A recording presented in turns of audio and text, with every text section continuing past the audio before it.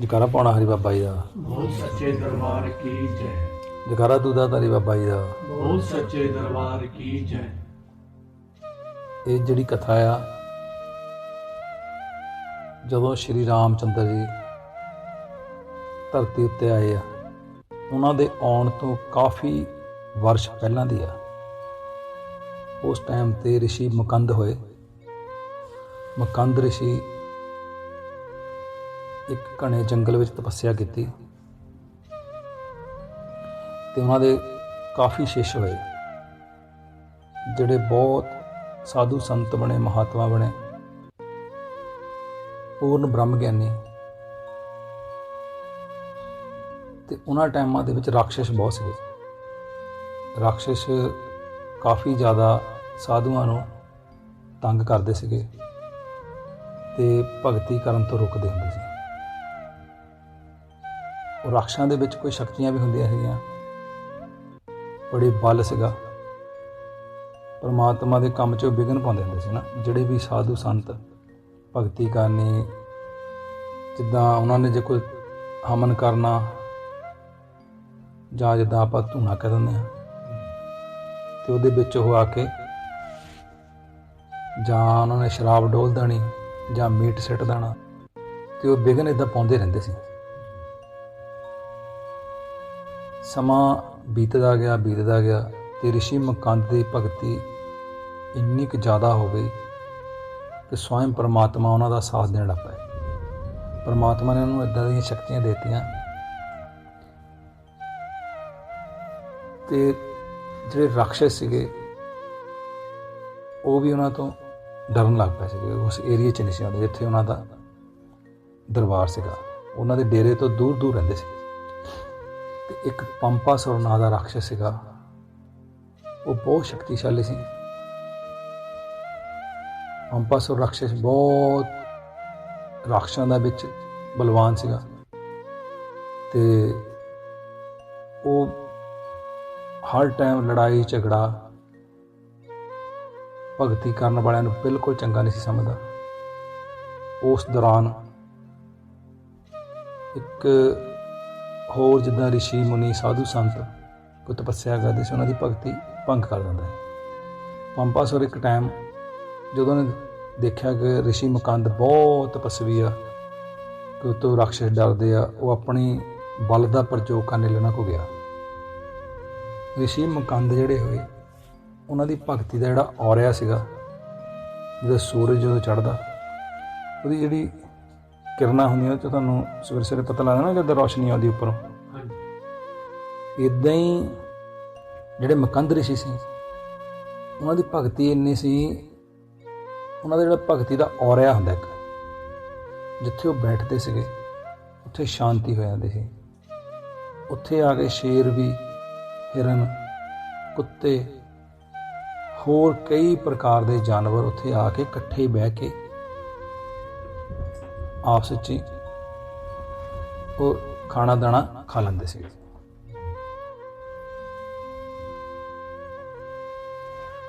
ਇੰਨੇ ਨੂੰ ਹੁਣ ਪੰਪਾਸਰ ਨੂੰ ਜਦੋਂ ਪਤਾ ਲੱਗਿਆ ਕਿ ਰਿਸ਼ੀ ਮੁਕੰਦ ਹੋਇਆ, ਕਿ ਜਿਹੜਾ ਭਗਤੀ ਕਰਨੋਂ ਹਟਦਾ ਨਹੀਂ ਹੈ, ਕਿ ਇਹੀ ਰਿਸ਼ੀ ਆ ਕਿ ਜਿਹੜਾ ਹਰ ਟਾਈਮ ਪਰਮਾਤਮਾ ਦਾ ਨਾਮ ਜਪਦਾ ਆ, ਕਿਉਂ ਨਾ ਹੋਵੇ ਕਿ ਮੈਂ ਇਹਦੇ ਭਗਤੀ 'ਚ ਵਿਘਨ ਪਾਉਣਾ। ਉਹ ਆਪਣੀ ਸ਼ਕਤੀ ਦਾ ਪ੍ਰਯੋਗ ਕਰਨ ਲਈ ਰਿਸ਼ੀ ਮੁਕੰਦ ਦੇ ਡੇਰੇ ਵਿੱਚ ਆ ਗਿਆ। ਪਰ ਜਦੋਂ ਹੀ ਆਇਆ, ਉਹਦੀ ਜਿਹੜੀ ਰਾਖਸ਼ ਬੁੱਧੀ ਸੀਗੀ ਉਹ ਬਦਲ ਗਈ, ਕਿਉਂਕਿ ਉਹਨੇ ਆਉਂਦਿਆਂ ਹੀ ਕੁਛ ਫਲ ਖਾ ਲਿਆ ਉੱਥੇ ਦੇ। ਉਸ ਜਿਹੜਾ ਡੇਰਾ ਸੀ ਉੱਥੇ ਦੇ ਕੁਛ ਫਲ ਖਾਧੇ, ਜਿੱਦਾਂ ਪ੍ਰਸ਼ਾਦ ਖਾ ਲਿਆ ਸਮਝ ਲਓ। ਜਿੱਦਾਂ ਹੁਣ ਇਹਨਾਂ ਟਾਈਮਾਂ ਦੇ ਵਿੱਚ ਕਿਤੇ ਮੰਨ ਲਓ ਰੋਟ ਪ੍ਰਸ਼ਾਦ ਚੜ੍ਹਦਾ, ਕਿਤੇ ਕੜਾਹ ਪ੍ਰਸ਼ਾਦ ਚੜ੍ਹਦਾ। ਉਹਨਾਂ ਨੇ ਰਿਸ਼ੀ ਮੁਕੰਦ ਨੇ ਇੰਨੀ ਕੁ ਤਪੱਸਿਆ ਕੀਤੀ ਸੀ, ਉਸ ਦੌਰਾਨ ਭਿਲਣੀ ਦਾ ਵੀ ਜਨਮ ਹੋਇਆ ਸੀ। ਜਿਹੜੀ ਲੇਡੀਜ਼ ਭਿਲਣੀ ਹੋਈ ਨਾ, ਉਹਦਾ ਜਨਮ ਹੋ ਚੁੱਕਾ ਸੀ। ਭਿਲਣੀ ਦਾ ਰੰਗ ਕਾਲਾ ਸੀ, ਹਾਈਟ ਵੀ ਜ਼ਿਆਦਾ ਨਹੀਂ ਸੀ, ਸਰੀਰ ਵੀ ਇੰਨਾ ਸੁੰਦਰ ਨਹੀਂ ਸੀ, ਤਾਂ ਗਰੀਬ ਘਰ ਦੀ ਸੀ। ਉਹ ਮੁਕੰਦ ਰਿਸ਼ੀ ਦੀ ਸੇਵਾ ਬਹੁਤ ਕਰਦੀ ਸੀ। ਉਹਨਾਂ ਨੂੰ ਲੰਗਰ ਦੇਣਾ, ਚਾਹ ਪਿਲਾਉਣੀ, ਪਾਣੀ ਇਸ਼ਨਾਨ ਕਰਨ ਵਾਸਤੇ ਰੱਖ ਦੇਣਾ, ਜੋ ਵੀ ਸੰਤਾਂ ਦੀ ਹਰ ਟਾਈਮ ਸੇਵਾ ਅਰਚਨਾ ਦੇ ਵਿੱਚ ਆਪਣਾ ਜੀਵਨ ਬਤੀਤ ਕਰਦੇ ਸੀ। ਹੁਣ ਸਮਾਂ ਬੀਤਦਾ ਗਿਆ। ਪੰਪਾਸੁਰ ਉੱਥੇ ਜਦੋਂ ਰਾਖਸ਼ ਆਇਆ, ਉਹਨੇ ਉਹਨਾਂ ਬ੍ਰਿਕਸ਼ਾਂ ਦੇ ਕੁਝ ਫਲ ਖਾ ਲਏ। ਕਰਨ ਭਗਤੀ ਭੰਗ ਆਇਆ। ਐਸੀ ਲਿਵ ਲੱਗੀ ਉਸ ਮਾਲਕ ਨਾਲ, ਉਹਦਾ ਮਨ ਬਦਲ ਗਿਆ।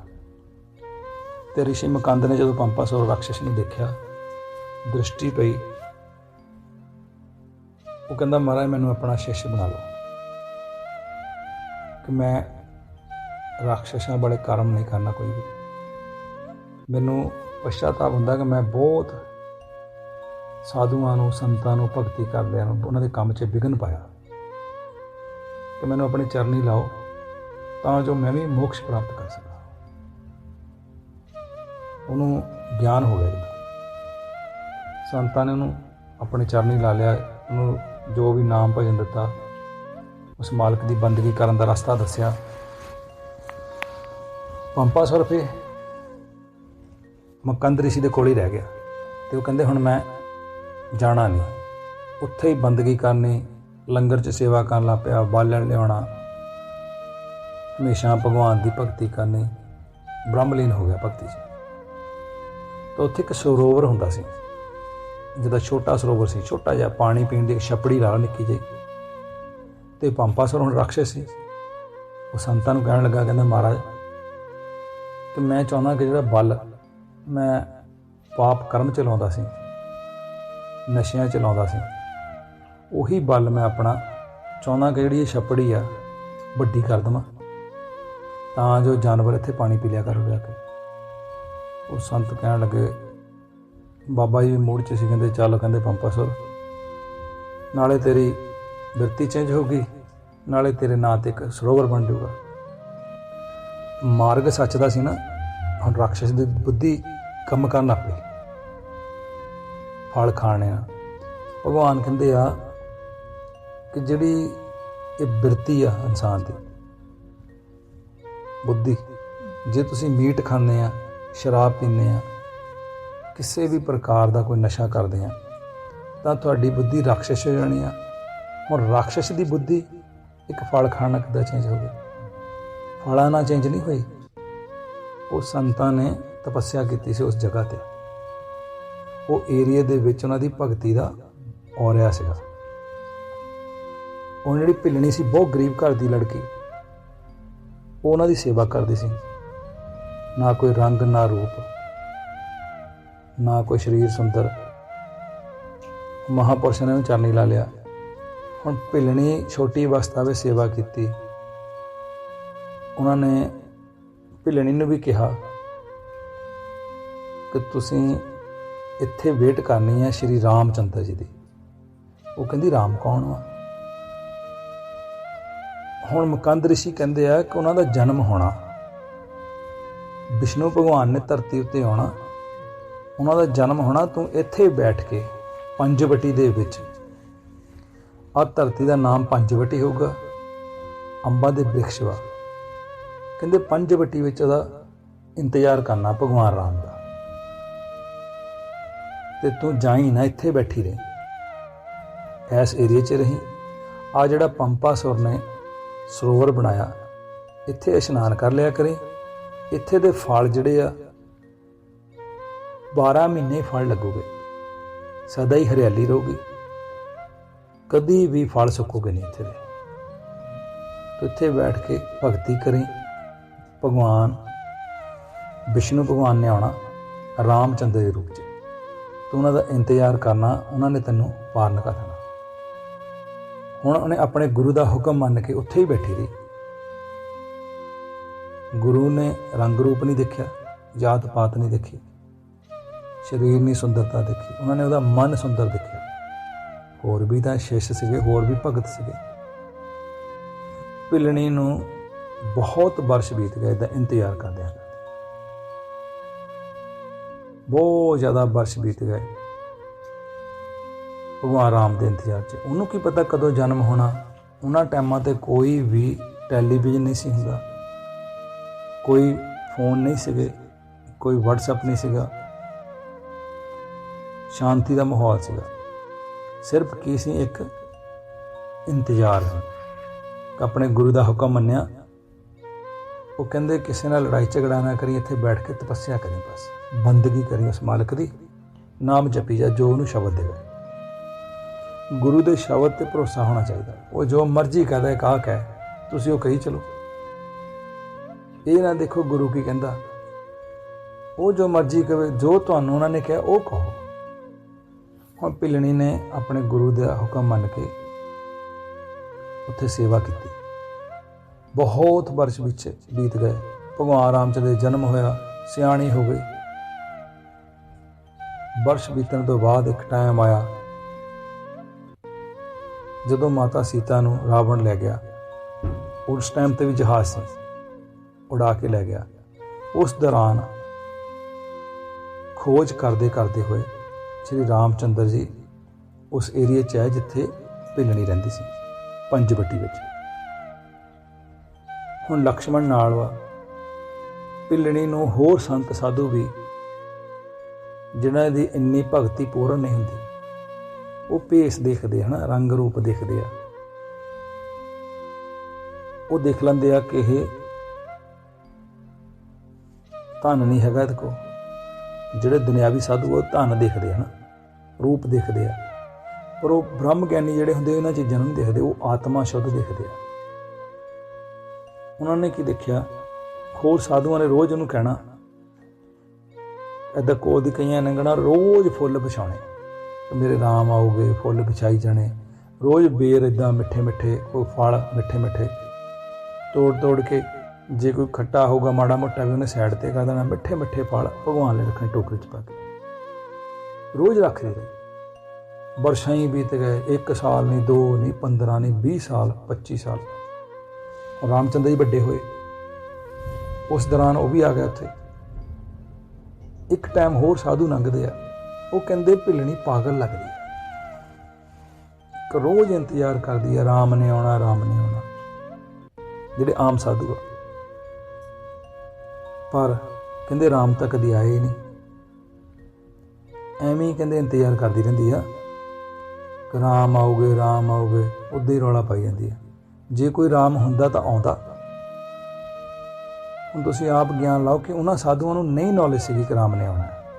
ਉਸ ਟਾਈਮ ਵੀ ਸਾਧੂ ਸੀਗੇ, ਸਿਰਫ ਮਕੰਦ ਰਿਸ਼ੀ ਨੂੰ ਕਿਉਂ ਪਤਾ ਲੱਗ ਗਿਆ? ਕਿਉਂਕਿ ਮਕੰਦ ਰਿਸ਼ੀ ਇੰਨੇ ਤਪਸਵੀ ਸੀ, ਰਾਖਸ਼ ਵੀ ਉਹਨਾਂ ਦੇ ਭਗਤ ਬਣੇ। ਹੁਣ ਸਾਡੇ ਕੋਲ ਸਲੇਰਨ ਕਾਫੀ ਬੰਦੇ ਆਉਂਦੇ ਆ, ਮੇਰੇ ਤੋਂ ਬਾਬਾ ਹੀ ਹਮੇਸ਼ਾ ਕਹਾਉਂਦੇ ਹੁੰਦੇ ਆ, ਸਾਰੇ ਭਗਤ ਹੀ ਨਹੀਂ ਹੈਗੇ। ਬਾਬਾ ਹੀ ਕਹਿੰਦੇ ਜਿੱਦਾਂ ਸਮੁੰਦਰ ਮੰਥਨ ਹੋਇਆ, ਉਸ ਲਈ ਦੇਵਤਿਆਂ ਔਰ ਰਾਖਸ਼ਾਂ ਦੀ ਲੋੜ ਪਈ। ਪਤਾ ਸਾਨੂੰ ਵੀ ਹੁੰਦਾ ਆ ਕਿ ਬੰਦਾ ਰਾਖਸ਼ ਬਿਰਤੀ ਵਾਲਾ ਆ ਕਿ ਭਗਤ ਵਾ, ਸੋਨੇ ਨੂੰ ਪੁੱਛ ਲਵਾਂ। ਪਰ ਮੈਂ ਕਹਿੰਦਾ ਚੱਲ ਹੋ, ਮਾਫ ਕਰਦਾ ਯਾਰ, ਜੇ ਇਹਦੀ ਬੁੱਧੀ ਵੀ ਖਰਾਬ ਆ, ਇੱਕ ਨਾ ਇੱਕ ਦਿਨ ਸਹੀ ਹੋ ਜਾਊਗਾ। ਕਿ ਗੁਰੂ ਘਰ ਆ, ਹੋ ਸਕਦਾ ਵੀ ਪਰਮਾਤਮਾ ਦੀ ਭਗਤੀ ਕਰਕੇ ਉਸ ਮਾਲਕ ਨੂੰ ਪਾ ਲਾਵੇ।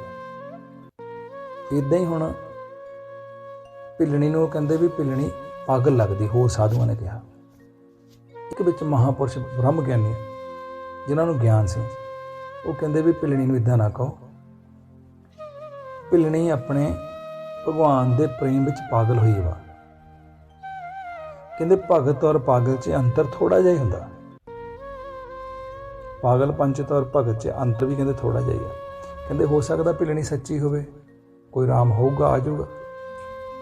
ਸਮਾਂ ਪਿਆ, ਭਗਵਾਨ ਰਾਮ ਸੱਚੀ ਆ ਗਏ।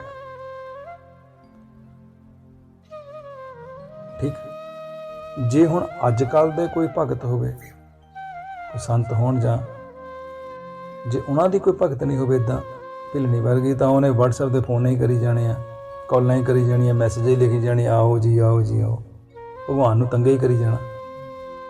ਜੇ ਅੱਜ ਦਾ ਕੁਛ ਹੁੰਦਾ, ਉਸ ਯੁੱਗ ਵਿੱਚ ਇਹ ਚੀਜ਼ਾਂ ਹੀ ਹੈ ਨਹੀਂ ਸੀ। ਉਦੋਂ ਕਿਸੇ ਅੰਦਰ ਸ਼ਾਂਤੀ ਸੀ, ਲੋਕਾਂ ਦੇ ਸੱਚੀ ਰੱਬ ਦਾ ਨਾਮ ਜਪਦੇ ਸੀ। ਅੱਜ WhatsApp ਦੇ ਉੱਤੇ ਪਾਗਲ ਹੋਏ ਹੋ ਆ, ਉਹਨਾਂ 'ਚ ਇਸਦਾ ਹੀ ਹੋ ਗਿਆ। ਤੇ ਰਾਮਚੰਦਰ ਜਦੋਂ ਆਏ, ਉਹਨਾਂ ਨੇ ਉਹਦੇ ਜੋ ਵੀ ਬੇਰ ਸੀ ਮਿੱਠੇ ਮਿੱਠੇ ਖੱਟੇ ਮਿੱਠੇ ਜਿੱਦਾਂ ਦੇ ਵੀ ਸੀ ਭਗਵਾਨ ਨੇ ਸਵੀਕਾਰ ਕੀਤੇ। ਉਹਨਾਂ ਨੇ ਨਹੀਂ ਦੇਖਿਆ ਝੂਠੇ ਆ ਜਾਂ ਕਿੱਦਾਂ ਜਾਂ ਕਿੱਦਾਂ, ਉਹਦਾ ਪ੍ਰੇਮ ਦੇਖਿਆ।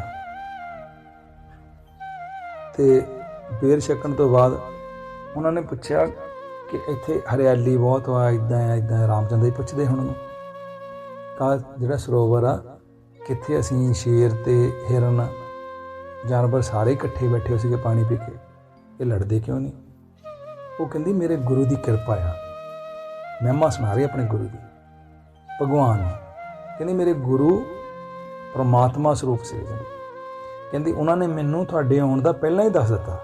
ਮਹਿਮਾ ਕਰਦੀ ਨਾ ਗੁਰੂ ਦੀ ਹੁਣ। ਕਹਿੰਦੀ ਮੇਰੇ ਗੁਰੂ ਇੰਨੇ ਚੰਗੇ ਸੀ, ਇੰਨੇ ਤਪੱਸਵੀ ਸੀ, ਉਹਨਾਂ ਨੂੰ ਆਉਣ ਵਾਲੇ ਬ੍ਰਹਿਮੰਡਾਂ ਬਾਰੇ ਪਤਾ।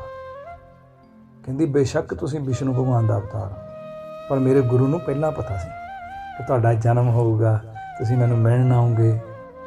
ਆਪਣੇ ਗੁਰੂ ਦੀ ਮਹਿਮਾ ਕਰਨ ਨਾਲ ਬੰਦਾ ਪਾਰ ਲੰਘਦਾ, ਬਲਕਿ ਉਹਦੀ ਨਰਾਦਰੀ ਕਰਨ ਨਾਲ, ਦੁੱਖ ਦੇਣ ਨਾਲ ਪਾਰ ਨਹੀਂ ਲੰਘਦਾ, ਉਸਤਤ ਕਰਨ ਨਾਲ। ਹੁਣ ਆਪਣੇ ਗੁਰੂ ਦੀ ਮਹਿਮਾ ਸੁਣਾਉਂਦੀ ਹੈ। ਕਹਿੰਦੇ ਮੇਰੇ ਗੁਰੂਆਂ ਨੇ ਜਿੱਥੇ ਭਗਤੀ ਕੀਤੀ ਉੱਥੇ ਦੇਸੀ ਘੇ ਦੀ ਜੋਤ ਨਹੀਂ ਜਗਦੀ।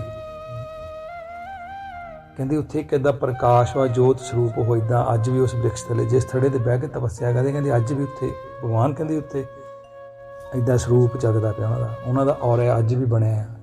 ਜਦੋਂ ਫਿਰ ਭਗਵਾਨ ਰਾਮਚੰਦਰ ਜੀ ਜਾਂਦੇ ਉੱਥੇ ਸੱਚਮੁੱਚ ਇੱਕ ਜੋਤ ਸਰੂਪ ਇੱਦਾਂ ਲਾਈਟ ਜਗਦੀ ਹੁੰਦੀ। ਫਿਰ ਭਗਵਾਨ ਰਾਮਚੰਦਰ ਜੀ, ਭਿਲਣੀ ਦਾ ਰੰਗ ਕਾਲਾ ਹੁੰਦਾ ਨਾ, ਦੰਦ ਵੀ ਵਿੰਗੇ ਟੇਢੇ, ਨਾ ਰੰਗ ਨਾ ਰੂਪ, ਕੱਦ ਵੀ ਛੋਟਾ ਜਿਹਾ। ਫਿਰ ਭਿਲਣੀ ਨੂੰ ਰਾਮਚੰਦਰ ਨੇ ਇੱਕ ਵਰਦਾਨ ਦਿੱਤਾ। ਕਹਿੰਦੇ ਜਦੋਂ ਕਲਯੁਗ ਆਊਗਾ ਤੇਰੇ ਔਲਾਦ ਵੀ ਹੋਗੀ, ਜਿਹੜੀ ਤੇਰੀ ਸੰਤਾਨ ਆ ਸੰਸਾਰ ਵਿੱਚ ਸਭ ਤੋਂ ਸ੍ਰੇਸ਼ਟ ਮੰਨੀ ਜਾਊਗੀ। ਤੇਰੇ ਜਿਹੜੇ ਬੱਚੇ ਤੇਰੇ ਗਾਂਹ ਤੋਂ ਗਾਂਹ ਪੈਦਾ ਹੋਣਗੇ, ਉਹਨਾਂ ਦੀਆਂ ਨੀਲੇ ਰੰਗ ਦੀਆਂ ਅੱਖਾਂ ਹੋਗੀਆਂ, ਬਿੱਲੀਆਂ ਅੱਖਾਂ ਹੋਗੀਆਂ, ਸੁੰਦਰ ਅੱਖਾਂ ਹੋਗੀਆਂ, ਅੰਗਰੇਜ਼ ਹੋਣਗੇ ਗੋਰੇ। ਇਹ ਜਿੰਨੇ ਅੰਗਰੇਜ਼ ਲੋਕ ਪੈਦਾ ਹੋਏ ਭਿਲਣੀ ਤੋਂ ਪੈਦਾ ਹੋਏ। ਕਹਿੰਦੇ ਭਿਲਣੀ ਤੂੰ ਕਹਿੰਦੇ ਬਾਦਸ਼ਾਹ ਬਣੂਗੀ। ਗਾਂਹ ਤੋਂ ਗਾਂਹ ਇੱਦਾਂ ਭਗਵਾਨ ਜਦੋਂ ਵਰਦਾਨ ਦਿੰਦੇ, ਜੁਗਾਂ ਜੁਗਾਂ 'ਚ ਜਾ ਕੇ ਉਹ ਪ੍ਰਫੁੱਲਿਤ ਹੁੰਦਾ। ਜਿੱਦਾਂ ਬਾਬਾ ਜੀ ਦਾ ਹਿਸਟਰੀ ਆ, ਮਾਈ ਰਤਨੋ ਨੂੰ ਬਾਬਾ ਜੀ ਨੇ ਵਰਦਾਨ ਦਵਾਇਆ ਭੋਲੇਨਾਥ ਤੋਂ। ਕਹਿੰਦੇ ਮਾਂ ਤੇਰਾ ਅਗਲੇ ਜਨਮ ਵਿੱਚ, ਅੱਜ ਤੋਂ ਤੂੰ ਧਰਮ ਦੇ ਨਾਂ 'ਤੇ ਪ੍ਰਸਿੱਧ ਹਾਂ। ਕਹਿੰਦੇ ਜਦੋਂ ਤੇਰਾ ਅਗਲਾ ਜਨਮ ਹੋਊਗਾ ਤੂੰ ਰਤਨੋ ਦੇ ਨਾਂ ਨਾਲ ਪ੍ਰਸਿੱਧ ਹੋਊਗੀ, ਤੈਨੂੰ ਦਰਸ਼ਨ ਵੀ ਹੋਣਗੇ, ਹੈ ਨਾ, ਅਸੀਂ ਤੈਨੂੰ ਤਾਰ ਲਾਵਾਂਗੇ। ਪਰ ਇੱਦਾਂ ਇੰਤਜ਼ਾਰ ਕਰਨਾ ਪੈਂਦਾ, ਯੁੱਗ ਬੀਤ ਜਾਂਦੇ। ਇਹ ਨਹੀਂ ਕਿ ਕਿਸੇ ਗੁਰੂ ਦੇ ਲੜ ਲੱਗੇ ਕਿ ਉਹਨੂੰ ਦੁਖੀ ਹੀ ਕਰ ਦਿਓ, ਫਿਰ ਕੁਛ ਨਹੀਂ ਮਿਲਦਾ। ਇੰਤਜ਼ਾਰ ਵਿੱਚ ਸਾਰਾ ਕੁਛ ਆ। ਪਰਮਾਤਮਾ ਦੇ ਪ੍ਰੇਮ ਵਿੱਚ ਬੈਠੇ ਰਹਿਣਾ ਪੈਂਦਾ ਟਿਕ ਕੇ।